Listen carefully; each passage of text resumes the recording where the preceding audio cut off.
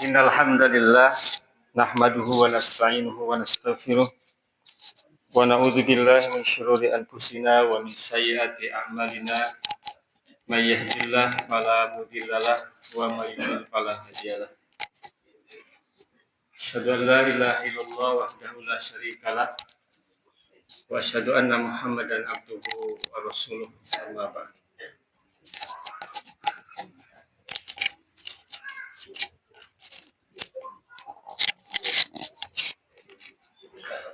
Faqala Allah Ta'ala fil Qur'anil Karim, a'udzu billahi minasy syaithanir rajim.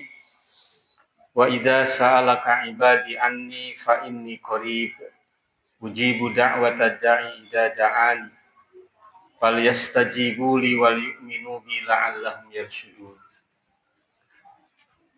Bapak dan Ibu yang dimuliakan Allah Subhanahu wa taala, alhamdulillah pada kesempatan sore ini kita masih diberi kesempatan, kekuatan dan kesehatan sehingga kita bisa melaksanakan salah satu kegiatan rutin, yaitu kegiatan before iftar. Nah, beli before iftar. Ya, jadi ada kajian sebelum berbuka. Jadi kita manfaatkan waktu sebelum berbuka untuk melakukan tadarus, kajian-kajian. Insyaallah pada kesempatan sore ini kita akan bertadarus berkaitan dengan masalah doa. Di antara aktivitas yang tidak bisa lepas dari hidup manusia, baik manusia itu manusia yang beriman atau yang bukan, baik muslim atau non-muslim, baik untuk memulai suatu aktivitas atau menutup aktivitas, pasti berdoa merupakan bagian yang tidak akan bisa lepas. Jadi selalu saja manusia itu akan berdoa. Jadi doa itu bisa dikatakan sebagai bahasa universal barangkali ya. Bukan hanya orang-orang yang beriman, tapi mereka yang atau muslim, tapi mereka yang bukan muslim pun pasti berdoa.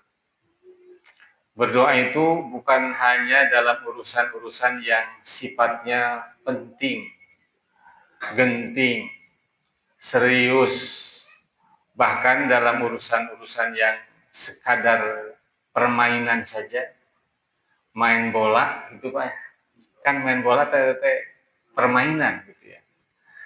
Tapi pasti diawali dengan berdoa. Baik dia pemain, wasit, supporter, itu pasti selalu berdoa.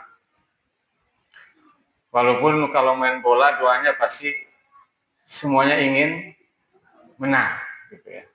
Walaupun pada akhirnya kadang-kadang yang satu menang, satu kalah. Jadi yang menang dia tertawa, terbahak-bahak, bersuka cita, yang kalah menangis, berduka cita.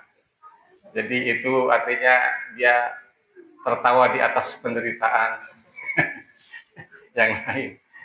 Ya itulah doa memang. Jadi doa itu ya seperti itu. Jadi jangankan dalam urusan-urusan yang dianggap penting, sekadar urusan-urusan seperti itu saja, itu orang itu berdoa. Ya terlepas apa agamanya, apa urusannya. Yang penting doa itu mengindikasikan 3 hal paling tidak.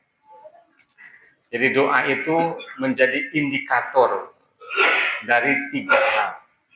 Kenapa berdoa?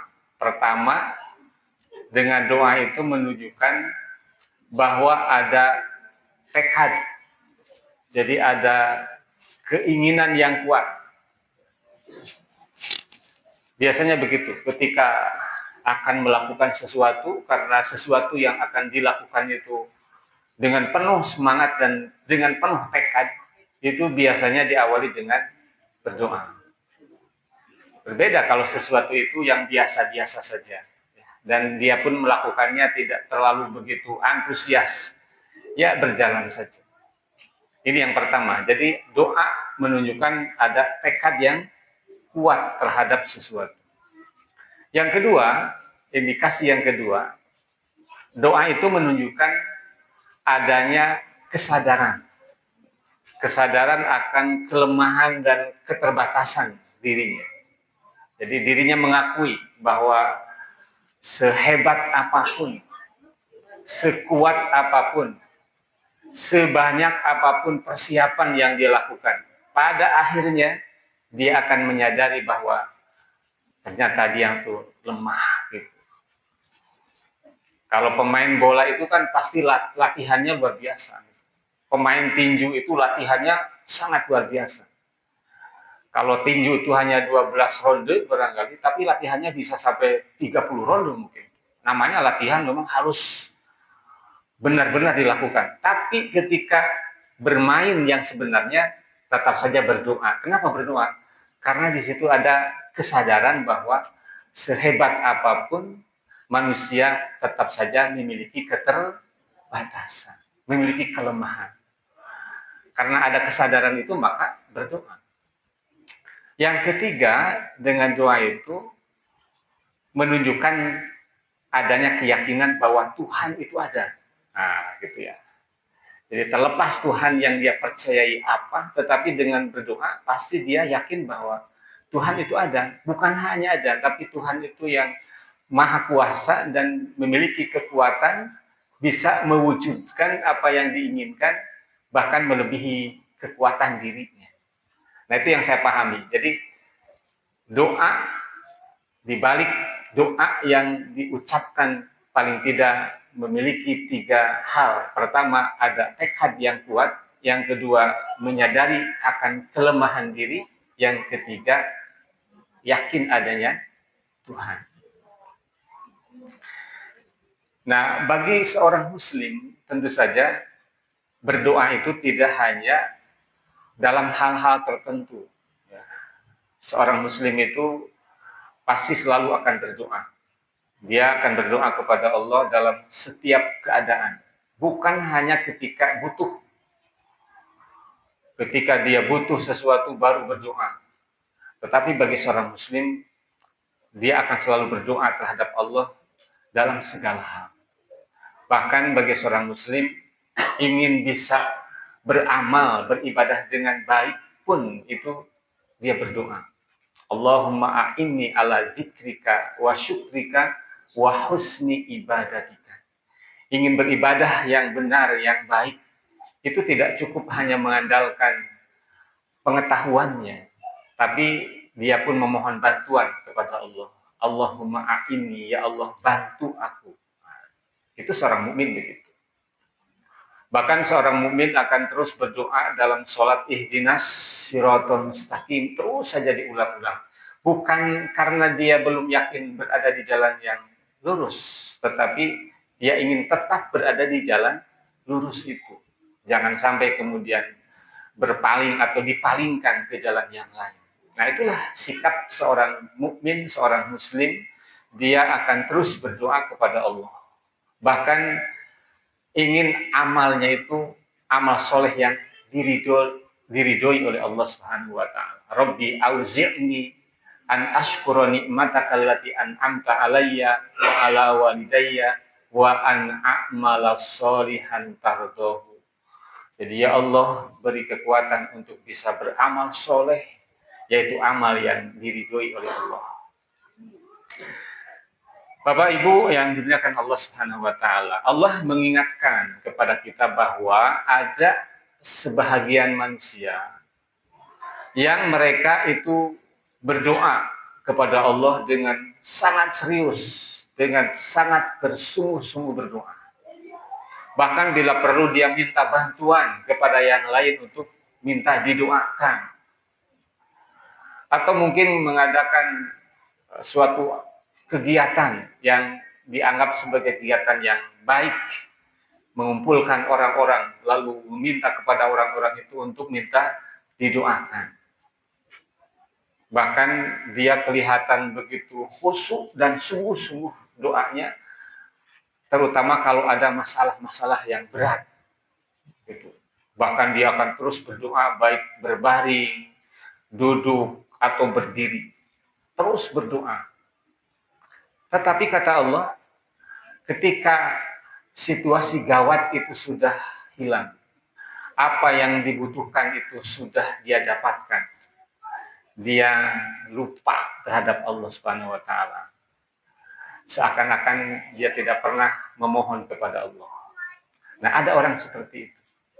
Jadi lamun cek urang mah lamun butuh, sirikna unggal usik gitu. Datang gitu. Nanya gitu. Dan cek paribasana teu katingali ge heulaan nanya. Nelpon, WA, wah pokoknya mah nah meni kitu-kitu teuing. Da eukeun butuh. Tapi nalika kabutuhna kacumponan, naon nu dipikahayang kurang dibere, balik ngaleos, boro-boro nanya papan ieu ge. Aya kan gitu. Nah, cing kira-kira lamun aya jalma kitu urang resep teh kan gitu. Resep. Nah, kata Allah, ada orang yang seperti itu. Ketika dia menghadapi situasi yang berat, gawat darurat, dia merapat kepada Allah Subhanahu wa taala, memohon kepada Allah, menangis, meminta bantuan yang lain untuk minta didoakan. Tetapi ketika segala sesuatu yang dibutuhkan itu sudah tercapai, dia lupa terhadap Allah, bahkan sengaja melupakan Allah. Nah, itulah di nomor 1 punya surat Yunus ayat 12. A'udzubillahi minasyaitonirrajim. Wa idza massal insana durru da'ana. Apabila mengenai menimpa kepada manusia itu ad-durru, kemadorotan, bahaya, sesuatu yang tidak menyenangkan. Kata Allah, da'ana, dia berdoa kepada kami, li janbihi, sambil berbaring, au qa'idan, sambil duduk, au qa'iman, atau sambil berdiri. Nah, kenapa Allah menyebutnya itu 3? Berbaring, duduk, dan berdiri. Cingogo ayat itu, Bu? Nah, ya gitu. Biasanya orang kalau duduk itu menunjukkan apa? Nah, biasanya orang itu duduk itu malas, gitu ya, gitu. Malas duduk. Gitu. Ya, kalau kita menunggu seseorang, boleh angkat misalkan ke satu tempat, sementara yang ditunggunya di mana? Yang ditunggu anak geus nangtung, kayak ditunggu. Ternyata orangnya masih jauh, masih di Singaparna. Kira-kira mau berdiri terus? Nah, duduk dulu. Nah, tapi kalau ini sudah dekat, sudah di depan, langsung berdiri. Jadi berdiri itu menunjukkan siap gitu. Jadi manusia itu 3 keadaan. Kalau tidak berdiri, duduk. Kalau tidak duduk, berbaring. Nah, nanti bapak-bapak, ibu-ibu sekarang sedang duduk. Sebentar lagi nanti berdiri. Gitu. Pulang ke rumah terus berbaring. Nah, jadi Allah menyebut ada manusia, apa maksudnya? Berbaring, duduk, berdiri. Artinya dalam segala keadaan. Jadi dalam segala keadaan manusia terus berdoa. Nah, Allah menyebutnya dengan istilah berbaring, duduk, dan berdiri. Maksudnya dia akan terus berdoa dalam segala keadaan. Falamma kasafna anhu durrahu. Kata Allah, maka ketika kami lepaskan madorotnya, bahayanya, ketika kami hindarkan, marro ka'allam yad'una ila durrin massah, maka dia kembali lagi seakan-akan tidak pernah berdoa, seakan-akan tidak pernah ada madorot yang menimpa kepada dirinya. Nah, ada yang seperti itu kata Allah. Jadi dekat dengan Allah ketika butuh, ketika kebutuhannya sudah terpenuhi, jauh lagi, lupa lagi. Nah, tentu saja ini adalah merupakan perilaku yang tidak baik. Kita saja diperlakukan seperti itu, pasti kita tidak suka. Aya naon cenah apa eta jalma teh? Biasa naon? Butuh. Gitu. Kan pasti tidak baik sikap seperti itu. Ya, tetapi memang Allah itu sabur kan ya. Sifat Allah itu maha sabar gitu. Jadi Allah itu maha sabar. Diperlakukan seperti itu pun Allah itu maha sabar. Kalau kita kadang-kadang ya sudah, yang kedua kalinya berarti out gitu ya. Nah, bagi seorang muslim berdoa bukan sekadar meminta gitu ya, tetapi merupakan ibadah. Jadi bagi kita doa itu bukan sekadar berkaitan dengan kebutuhan, keperluan. Ketika ada perlu kita berdoa. Tetapi bagi kita berdoa adalah merupakan ibadah yang diperintahkan oleh Allah Subhanahu wa taala. Jadi kalau doa itu ibadah, berarti doa itu ada aturan-aturan yang harus diperhatikan. Itu.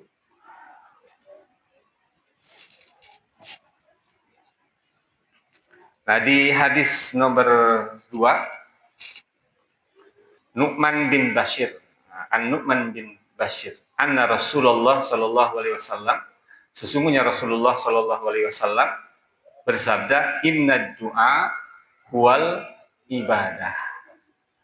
Doa itu adalah ibadah. Jadi bagi seorang muslim, berdoa itu bukan sekadar memohon karena ada keperluan, ada keinginan. Tapi bagi seorang muslim, berdoa itu adalah merupakan ibadah. Nah, tadi saya katakan kalau doa itu ibadah berarti ada ketentuan-ketentuan, ada aturan-aturan yang harus diperhatikan. Hadirin wal hadirat rahimakumullah. Nah, Rasulullah SAW ketika mengatakan inna du'a wal ibadah, lalu Rasul membacakan Al-Quran surat Ghafir ayat 60. A'udzubillahi minasyaitonirrajim. Ud'uni astajib lakum. Innal ladina yastakbiruna an ibadati, dan seterusnya. Jadi kata Allah, ud'uni astajib lakum. Berdoalah kepadaku, astajib lakum. Apa artinya? Pasti. Nah, dari mana kata pasti? Itu dari bentuk kalimatnya. Jadi tidak astajibu, tapi astajib. Nah, itu disebut jawab tolab. Jadi uni artinya tolab, permohonan. Nah, dijawab astajib itu artinya diartikan pasti. Jadi berdoalah kepadaku, kata Allah, astajib lakum. Pasti aku akan kabulkan. Nah, itu merupakan janji Allah Subhanahu wa taala. Hadirin wal hadirat rahimakumullah. Berdoalah kepadaku, pasti aku akan kabulkan. Nah, ini kan semacam janji. Jadi Allah menantang, silahkan berdoa. Pasti aku akan mengabulkan doa itu. Nah, apa yang dimaksud dengan aku kabulkan doa itu? Nah, maka tentu saja setiap orang bisa jadi punya pemahaman yang mungkin berbeda-beda.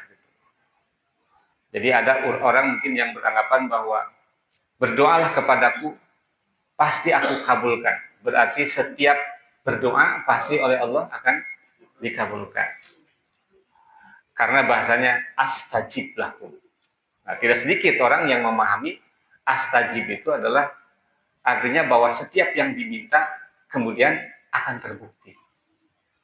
Sehingga kalau dia meminta kepada Allah, ternyata doa yang dipanjatkan kepada Allah tidak terbukti, tidak jarang orang mengatakan bahwa doanya tidak dikabulkan.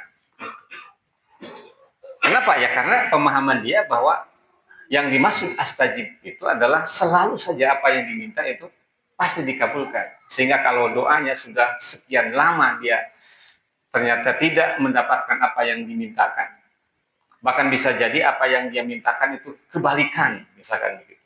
Nah, orang kemudian mengatakan, wah doa saya tidak dikabulkan. Nah, kira-kira siapa yang tahu atau yang paling tepat pengetahuannya tentang ud'uni astajib lakum? Nah, maka tentu saja yang paling mengetahui tentang apa yang dimaksud dengan doa itu pasti dikabulkan adalah Rasulullah Shallallahu Alaihi Wasallam. Pak Bu, kalau berdoa itu sebetulnya prinsipnya minta apa dalam berdoa itu? minta kebaikan. Jadi pada prinsipnya yang diminta itu adalah kebaikan. Berarti kalau doa itu sebutlah tidak dikabulkan seperti yang kita harapkan, sebenarnya kira-kira baik atau tidak? Nah, kan pasti kita mengatakan ketika saya ingin kaya tapi tidak kaya-kaya, oh berarti saya tidak dikabulkan doanya. Padahal doa itu yang diminta adalah kebaikan. Apapun yang kita terima, itu harus diyakini sebagai kebaikan. Jangan kemudian lalu kita menyalahkan, misalkan gitu, menyalahkan diri sendiri, menyalahkan orang lain, apalagi sampai menyalahkan Allah Subhanahu wa Ta'ala. Jadi kalau kita memohon berdoa, berarti prinsip doa itu adalah kebaikan, artinya apa yang kita terima berarti itu harus diyakini sebagai sebuah kebaikan. Jadi kalau dikabulkan itu adalah baik, kalau tidak dikabulkan itu juga adalah baik karena berdoa meminta kebaikan.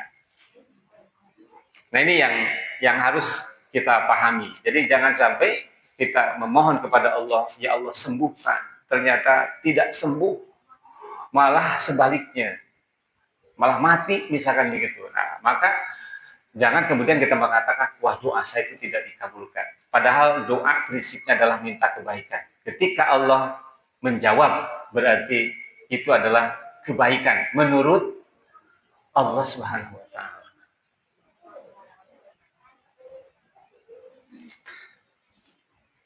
Nah, apa yang dimaksud dengan astajib? Nah, maka maksudnya adalah di sini Rasulullah SAW yang paling tahu apa yang dimaksud dengan firman Allah. Karena salah satu tugas Rasulullah adalah untuk menjelaskan apa yang ada di dalam Al-Quran. Jadi hadis, Quran dan hadis. Nah, jadi hadis itu adalah salah satunya untuk menjelaskan sesuatu yang kadang masih bersifat umum di dalam Al-Quran. Nah, termasuk apa yang dimaksud dengan astajib. Nah, di hadis nomor 3, qala Rasulullah SAW, ma min da'in yad'un. Kata Rasulullah, tidak ada seorang pun yang berdoa, yang ia berdoa, illa kana baina ihda salasin, kecuali dia akan berada di antara satu di antara tiga. Jadi apa yang dimaksud dengan ud'uni astajib lakum? Nah, kata Rasulullah, tidak ada seorang pun yang berdoa kepada Allah kecuali dia akan berada satu di antara tiga keadaan. Berarti kalau ada di antara satu di antara tiga keadaan, berarti hakikatnya dijawab tidak oleh Allah. Dijawab, dikabul. Cuman astajibnya itu satu di antara tiga atau satu di antara tiga kemungkinan. Yang pertama, kata Rasulullah, imma ayyustajabalahu. Ya, bisa saya doa itu dikabulkan, diijabah kalau bahasa kita, dijawab oleh Allah Subhanahu wa Ta'ala. Imma ayyustajabalahu. Bisa saja doa itu dijawab. Minta disembuhkan, Allah menyembuhkan. Berarti itu kemungkinan yang pertama. Ayustajabalah. Minta anaknya soleh, ternyata anaknya soleh, itu adalah dikabulkan. Minta sukses ketika dia menghadapi satu aktivitas kaitan dengan bisnis, misalkan minta disukseskan, ternyata dia merasakan tentang kesuksesannya. Nah, itu berarti ayustajabalah, diijabahkan, diijabah. Yang kedua, wa imma ayyudahkhara lahu. Yang kedua, atau ayyudahkhara lahu, ditangguhkan. Gitu. Nah, ada yang mengatakan ditangguhkan di akhirat. Nah, tapi ada yang pengertiannya itu ditangguhkan itu artinya tidak langsung diberikan. Contoh misalkan di dalam surat Al-Baqarah ayat 129. Itu ada doa Nabi Ibrahim di situ. Nabi Ibrahim berdoa di surat Al-Baqarah ayat 129, Rabbana wab'as fihim rasulan.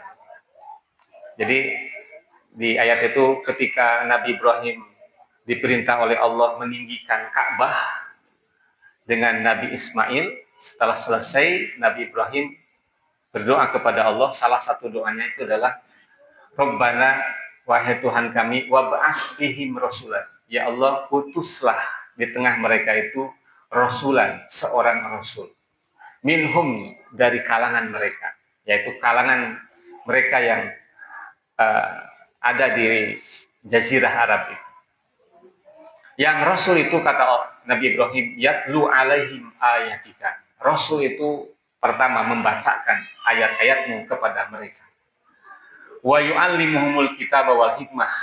Yang kedua, Rasul itu mengajarkan Alkitab, kitab, wal hikmah, dan hikmah. Nah, para mufasir menyebutkan hikmah itu adalah sunnah. Yang ketiga, wa yusakkihim, dan mensucikan mereka, mentazkiyah mereka. Innaka antal azizul hakim. Sesungguhnya engkau al-aziz yang maha gagah, al-hakim maha bijaksana. Itu doa Nabi Ibrahim di sekitar Ka'bah setelah Nabi Ibrahim meninggikan Ka'bah. Dikabulkan doanya? Nah, kita baca misalkan di surat Ali Imran 164. Di surat Ali Imran ayat 164, Allah berfirman, laqad mannallahu 'alal mu'minin. Sesungguhnya Allah telah memberi nikmat karunia terhadap orang-orang mukmin, ibba'asa fihim rasulan. Ketika Allah mengutus seorang rasul dari mereka, min anfusihim, dari bangsa mereka, dari kalangan mereka. Rasul itu yatlu alaihim ayatihi. Rasul itu membacakan ayat-ayat Allah, ayat-ayatnya. Wa yuzakkihim, dan mensucikan mereka. Wa yu'allimuhumul kitab wal hikmah, dan Rasul itu mengajarkan kitab dan hikmah atau sunnah. Wa in kanu min qablu lafi dhalalin mubin, dan mereka sebelum itu adalah orang-orang yang sesat dengan kesesatan yang nyata. Nah, kalau kita hubungkan antara doa Nabi Ibrahim dengan firman Allah, laqad mannallahu 'alal mu'minin.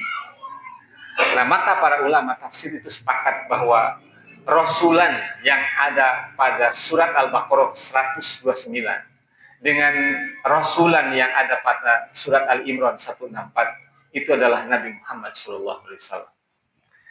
Jadi Nabi Ibrahim berdoa, utuslah seorang rasul, yang rasul itu membacakan ayatnya, mengajarkan kitab dan hikmah, mensucikan mereka.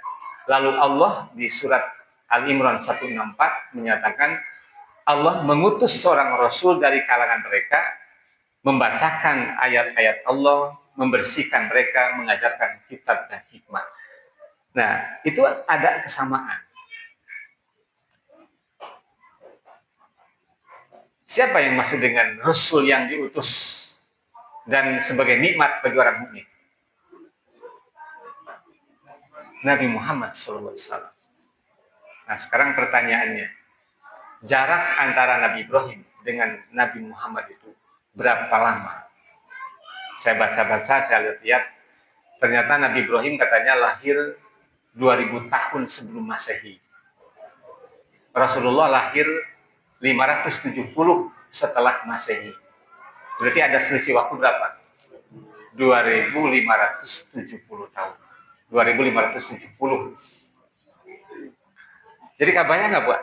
Nabi Ibrahim seorang nabi, bukan sekadar nabi, tapi dia adalah sebagai muslim, sebagai hamba, kekasih Allah, berdoa, dan ternyata baru dikabulkan doanya oleh Allah setelah 2570 tahun. Kalau kita berdoa kemarin, hari ini ditunggu, belum ada doa saya. Sudah ditunggu-tunggu, mana doa saya, langsung jika doa orang jadi kabul ke Allah. Bayangkan, seorang nabi saja. Apakah Nabi Ibrahim mengeluh ketika itu karena begitu lamanya itu? Tidak. Kenapa? Karena bagi Nabi Ibrahim doa itu adalah ibadah. Jadi tidak ada ruginya. seandainya doa itu tidak nampak, tidak kelihatan, itu adalah ibadah kepada Allah Subhanahu wa taala, tetap dapat pahala. Nah, ini menarik sebetulnya. Nabi Muhammad juga begitu, berdoa kepada Allah. Pernah berdoa ketika Nabi Muhammad itu ditimpuk kotoran onta, itu yang Nabi Muhammad sedang sholat sujud, kemudian dengan kotoran onta di atas kepalanya sampai Rasul tidak bisa bangun, kemudian oleh putrinya disingkirkan itu dan Rasul ternyata bisa bangun. Itu waktu masih di Mekah dan Rasul itu keterlaluan mungkin ya orang-orang kafir itu, sampai Rasul berdoa tidak biasanya menyebut nama Allahumma alaika bi Abi Jahlin, ya Allah binasakan, kira-kira begitu, Abu Jahal dan Uqbah bin Mu'ad dan orang-orang yang sangat memusuhi Rasulullah SAW. Dan terbukti orang-orang itu meninggal di perang Badar tahun kedua Hijrah. Itu setelah sekian tahun itu Rasulullah berdoa. Nah, artinya bahwa tadi, karena kita kadang-kadang berdoa itu rusuh gitu ya, ingin hari ini berdoa, besok sudah terkabul. Karena belum juga terkabul, akhirnya wah ini mana, kan kata Allah ud'uni astajib lakum. Padahal ud'uni astajib lakum itu yang paling tahu tentang makna atau yang dimaksud dengan kalimat itu adalah siapa? Rasulullah. Dan Rasulullah ternyata mengajarkan atau menjelaskan apa yang dimaksud dengan itu. Makanya Rasul mengatakan inna du'a wal ibadah. Doa itu adalah ibadah. Rasul membacakan ud'uni astajib lakum. Lalu Rasul mengatakan ma min da'in yad'u illa kana baina ihda salasin. Nah, ini penting. Jadi berarti kalau begitu berdoa itu harus berhenti? Jangan berhenti. Terus berdoa. Apa yang kita butuhkan, apa yang kita inginkan, minta kepada Allah. Karena memang Allah mengatakan ud'uni, berdoalah kepadaku. Terlebih sekarang di bulan Ramadan. Ya, di bulan Ramadan itu doanya spesial. Bahkan kata Rasulullah ada 3 doa yang tidak akan ditolak. Salah satunya adalah doa orang yang saum hatta yafturu, sampai dia berbuka. Jadi orang yang saum doanya akan dikabul sampai dia berbuka. Artinya sepanjang dia saum maka kesempatan untuk dikabul doanya itu sangat besar. Di antara ayat-ayat saum itu terselip salah satu ayat wa idza sa'alaka ibadi anni fa inni qarib. Itu ada ayat tentang doa di ayat-ayat saum. Nah, kemudian berdasarkan keterangan hadis yang tadi, bahwa berdoa sekali lagi tidak ada ruginya, karena prinsipnya doa itu akan dikabul oleh Allah sepanjang doa-doa itu terpenuhi syarat-syaratnya, barangkali begitu ya. Apa saja hal yang harus diperhatikan, faktor apa saja yang bisa menjadikan doa kita dikabul oleh Allah? Dalam pengertian, apakah dikabul itu diberikan langsung atau ditangguhkan untuk beberapa saat, karena kita tidak tahu saat yang mana yang paling tepat doa itu untuk kita. Apakah 100 tahun? Apakah 1000 tahun? Kan Nabi Ibrahim doanya apa? Rabbana wab'as fihim rasulan yatlu alaihim. Itu kan doanya begitu. Ternyata dikabulkan oleh Allah setelah sekian lama. Ini menjadi pelajaran bagi kita bahwa dalam berdoa itu yang penting terus saja memohon kepada Allah. Gitu. Karena doa itu adalah ibadah. Apa faktor-faktor yang bisa menjadikan doa itu dikabulkan? Nah, saya menemukan paling tidak ada 5 faktor. Oh, satu lagi tadi Bu ya, yang pertama apa? Dikabulkan langsung, yang kedua ditangguhkan untuk waktu yang tidak ditentukan atau waktu yang ditentukan yang tepat oleh Allah, atau yang ketiga wa imma ayyukaffaru anhu sayiati, atau dihapus kesalahan-kesalahan. Jadi saya membayangkan ada orang berdoa terus, doa nggak tuh pernah kata rima, sudah bertahun-tahun tetap saja begitu, ternyata secara perlahan dia dihapus dosanya. Begitu menghadap Allah Subhanahu wa taala, dia menghadap dalam keadaan dosanya sudah dihapus oleh Allah. Lalu orang itu mungkin bertanya, "Ya Allah, kenapa doa-doa saya ini kenapa dosa-dosa ini dihapus?" Kata Allah, barangkali nanti karena kamu berdoa tidak berhenti dan aku mengganti doa itu dengan cara menghapus dosa-dosa itu. Kan begitu ya. Nah, cuman ada beberapa faktor syarat. Yang pertama apa yang pertama? Yang pertama harus memenuhi panggilan Allah. Gitu. Jika Allah memanggilnya untuk mentaatinya, maka kita harus segera untuk mentaati Allah, mentaati Rasulnya. Kata Allah, atiullaha wa atiur Rasul, misalkan begitu. Maka ketika Allah memanggil untuk taat kepada Allah, taat kepada Rasul, maka kita harus memenuhinya. Nah, itu syarat yang pertama. Itu lihat di surat Al-Baqarah ayat 186 itu, wa idza sa'alaka ibadi anni fa inni qarib ujibu da'watad da'i idza da'ani falyastajibuli wal yu'minu bi. Nah, itu syaratnya. Jadi kalau kita ingin doanya dikabulkan, maka kita pun harus siap untuk memenuhi panggilan Allah. Falyastajibuli wal yu'minu bi. Berarti kalau doa kita tidak dikabulkan, bisa saja dalam pengertian, oh jangan-jangan memang karena kita tidak memenuhi apa yang diperintahkan oleh Allah. Misalkan kata Allah, ya ayyuhalladzina amanu kutiba alaikumusiyam. Wahai orang yang beriman, diwajibkan kepada kalian saum. Nah, harusnya kita kemudian saum. Itu sebagai bukti bahwa kita falyastajibuli wal yu'minu bi. Nah, jadi penuhi itu gitu. Apa yang diperintahkan oleh Allah. Yang kedua, ya kita pelan-pelan banyak, mohon maaf, jadi saya tidak bisa keras-keras ngomongnya gitu. Kita nuka tilu kalina gitu pun jadi terbaca. Nanti subuh kan. Ya, yang kedua, yang kedua itu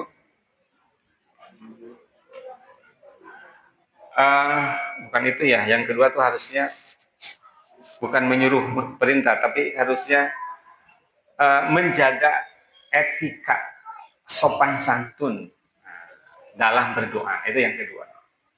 Jadi perhatikan sopan santun kita dalam berdoa. Kata Allah, ud'u rabbakum tadarruan wa khufyatan innahu la yuhibbul mu'tadin. Kata Allah, berdoalah kepada Tuhanmu tadarruan, dengan merendahkan diri. Tadarru wa khufyatan, dengan rasa takut. Jadi makanya ketika berdoa kepada Allah, berdoalah dengan tadarru, merendahkan diri. Makanya di dalam sholat itu, di posisi mana hamba itu menjadi sangat dekat dengan Allah? Ketika sujud. Kenapa ketika sujud hamba itu begitu dekat dengan Allah? Karena sujud adalah merupakan goyatut tadarru. Jadi sujud itu adalah puncaknya ketadarruan, ketawaduan, kerendahan. Jadi tidak ada posisi yang paling rendah dari manusia kecuali posisi ketika sujud. Sampai jidatnya itu sejajar dengan kakinya, bahkan di bawah pantatnya, punten. Ya. Itu sampai sejajar dengan kaki. Maka ketika itu hamba sedang merendahkan diri dengan serendah-rendahnya. Sehingga Rasulullah dalam hadis, kalau bersujud itu pastahidu bidu'a, bersungguh-sungguhlah untuk berdoa. Manfaatkanlah sujud itu untuk bersungguh-sungguh berdoa. Faqomin ayustajabalakum, maka pasti dikabul doa. Sujud yang mana, Pak? Bu? Sujud yang mana saja? Semua sujud. Tapi kadang-kadang ada orang yang sujud lamanya itu di sujud terakhir. Kenapa sujud terakhir? Nah, mungkin berhusnudon ya. Karena banyaknya orang yang lama sujudnya di sujud terakhir, ada orang yang melihat lalu dia menyimpulkan, oh berarti berdoa itu di sujud terakhir. Padahal Rasulullah tidak pernah menyebutkan sujud yang mana. Yang penting ketika sujud berdoalah. Karena ketika sujud itu adalah puncaknya ketawaduan seorang hamba kepada Allah. Dan Allah sangat senang kalau hamba itu merendahkan dirinya. Nah, harusnya setiap sujud kita gunakan untuk berdoa. Tapi kadang-kadang kalau terlalu lama sujud, akhirnya kadang jadi lupa. Sujud gitu lama, begitu bangun dari sujud lupa rokaat, ini rokaat keberapa. Nah, maka untuk menghindari hal seperti itu, kita pilih saja sujud yang terakhir. Mungkin gitu, dugaan saya mungkin kalau sujud terakhir di semua mana-mana lah, pokoknya kamu ke sujud terakhir pasti tahiyat akhir. Padahal sebenarnya tidak dibatasi. Silakan manfaatkan. Yang kedua tentu saja memanfaatkan sujud lama untuk berdoa itu jangan berlaku secara umum, dalam arti kalau sedang berjamaah kita mimpin jamaah ya ulah kena dina sujud langsung si imam itu lama sujudnya itu, padahal mungkin di belakang jamaah itu ada yang punya keperluan. Nah, jadi sujud yang lama itu lebih baik kalau digunakan ketika sholat sunat misalkan. Kalau di sholat sunat silakan sujud yang lama, tapi kalau sholat berjamaah saya menyarankan memang standar saja doa yang dibaca. Kecuali mungkin ada kesepakatan dulu dengan jamaah. Gitu ya. Nah, kita akan berdoa nanti di sujud terakhir. Itu karena dikhawatirkan nanti ada jamaah yang ada keperluan. Sehingga akhirnya lain ngadoa ke sujudnya, kadon pukul lutus nyarekan imam. Nah itu ya. Kecuali nanti Pak, di sholat gerhana nanti ya, sholat gerhana itu sujudnya Rasulullah sangat lama sekali. Rukunya juga sangat lama. Ya, jadi baca doa rukunya tidak 3 kali, mungkin bisa terus saja, bisa sampai 10 kali. Di sujudnya juga bisa lama. Ya, itu silakan barangkali kalau di sholat gerhana itu manfaatkan untuk berdoa. Nah ini yang kedua. Jadi perhatikan ternyata karena doa itu adalah ibadah gitu. Terlebih itu di ayat saum wa idza sa'alaka ibadi anni fa inni qarib, itu dalam asbab nuzulnya ada orang bertanya kepada Rasulullah, ya Rasulullah, aqribun rabbuna panunadihi am ba'id, aqribun rabbuna panunajihi am ba'idun panunadihi. Ya Rasulullah, apakah Tuhan kita itu dekat? Kalau dekat kami akan bermunajat, berbisik saja, atau jauh kami akan berteriak. Maka Allah menjawab wa idza sa'alaka ibadi anni fa inni qarib. Nah. Yang ketiga, nah ini cepat ya. Maghrib jam berapa, Pak Budi? 16. Oh ya, sebentar lagi ya. Ya. Yang ketiga, tidak istijal. Apa istijal itu? Tergesa-gesa. Jadi dalam berdoa itu tidak boleh tergesa-gesa. Maksudnya tergesa-gesa itu menunggu menagih hasil gitu. Kan ada orang misalkan yang sakit gitu ya, udah sakit-sakitan, lalu ada yang lain yang menyarankan kepada kita, Bu, atau berdoa, banyak berdoa. Lalu kita menjawab, wah, saya sudah sering berdoa, saya sudah setiap saat berdoa. Nah, maka jangan mengatakan kalimat itu, karena kalimat itu bisa jadi menjadi namanya istijab. Saya sudah berdoa, sudah lama, setiap sholat saya berdoa, waktu ke Mekah, ke Arab juga saya berdoa, sudah bertahun-tahun saya berdoa, tapi mana ini belum juga dikabulkan. Nah, maka kalimat itu bisa menjadi penghalang dari terkabulnya doa. Jadi kalau berdoa, berdoa saja, jangan pernah dikatakan, sudah lama saya berdoa. Kata Rasulullah, yustajabu li ahadikum ma lam ya'jal. Nah, itu di nomor 3. Kata Rasulullah, akan dikabulkan li ahadikum terhadap kalian malam ya'jal, sepanjang kalian tidak ya'jal, tidak tergesa-gesa. Fayaqulu, lalu Rasul mengatakan, apa yang maksud dengan ya'jal? Yaitu qad da'autu rabbi falam yastajib li. Nah tuh, padahal saya sudah berdoa kepada Allah, tapi belum juga mengabulkannya. Nah, hati-hati dengan kalimat itu. Ternyata kalimat itulah yang akan menjadi penghalang bagi dikabulkannya doa. Jadi jangan pernah terpengaruh dengan ucapan orang lalu kita mengatakan, Bu, Pak, berdoa tuh, wah, saya sudah lama berdoa. Nah, jangan mengatakan itu. Justru itu yang harus dihindari. Kan ada yang begitu Bu ya? Kan ada yang begitu.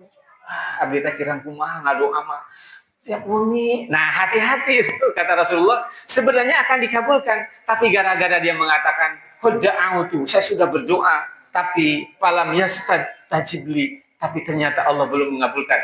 Nah, maka kalimat itu disebut istijab. Padahal yang namanya dikabulkan doa, yang namanya doa minta kebaikan. Kalaupun Allah belum memberikan, karena memang yang diminta oleh kita kebaikan. Mungkin itu belum waktunya dan bukan yang terbaik ketika diberikan secepatnya. Lihat Nabi Ibrahim. Nabi Ibrahim tidak pernah menunggu mana Rasul itu yang kami minta. Tidak, Rasul terus saja berdoa. Akhirnya Allah mengabulkan.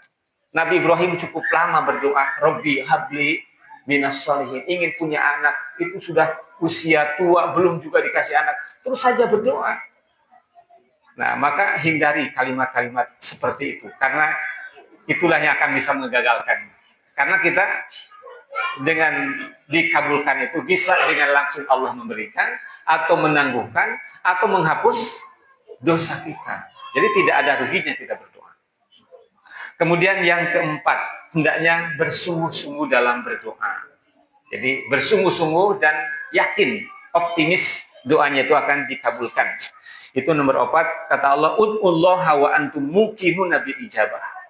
Berdoalah kamu kepada Allah wa antum muqinuna bil ijabah, dan kamu harus yakin bahwa doanya itu akan dikabulkan, baik dengan cara diberikan secara langsung, atau ditangguhkan untuk beberapa saat, atau dihapus dosanya.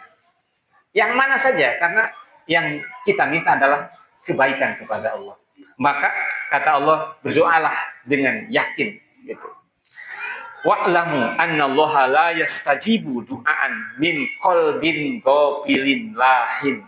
Ketahuilah bahwa Allah tidak akan menjawab doa dari hati yang lalai.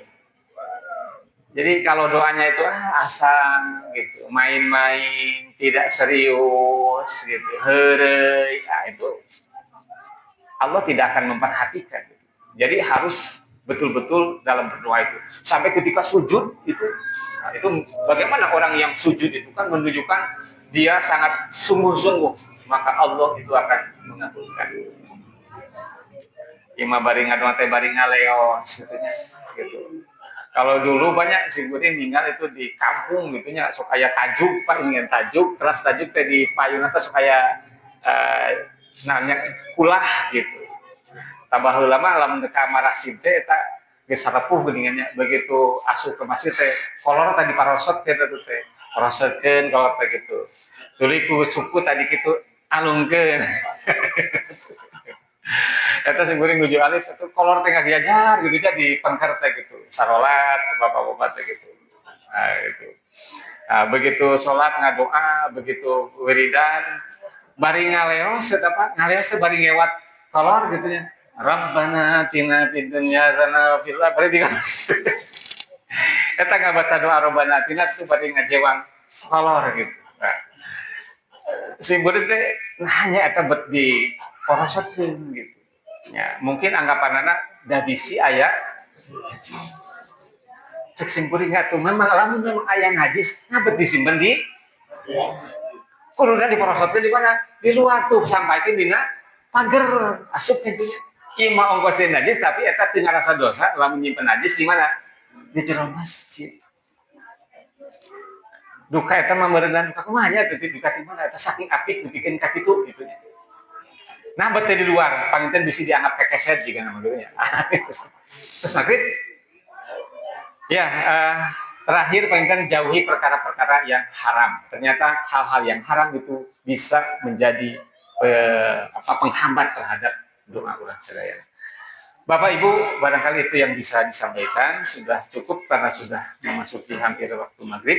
Mudah-mudahan kajian ini bermanfaat walaupun bersifat kaji ulang tadarus. Mohon maaf kalau ada hal yang kurang berkenan. Ditutup dengan doa Rabbana atina fid dunya hasanah wa fil akhirati hasanah wa qina adzabannar. Aqulu qouli hadza wa astaghfirullaha li wa lakum. Assalamualaikum warahmatullahi wabarakatuh.